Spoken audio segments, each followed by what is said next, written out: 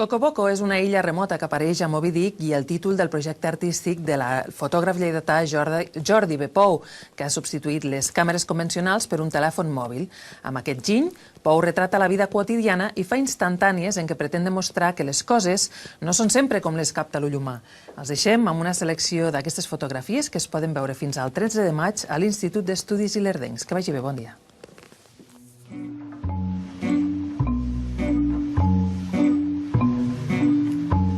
Treball sobre els espais privats, sobre Cocoboco és una illa imaginària que teòricament no existeix, però que Melville defineix com a lloc veritable i parla una mica dels espais propers, dels espais íntims, és a dir, el meu treball dels últims anys s'ha basat molt en això.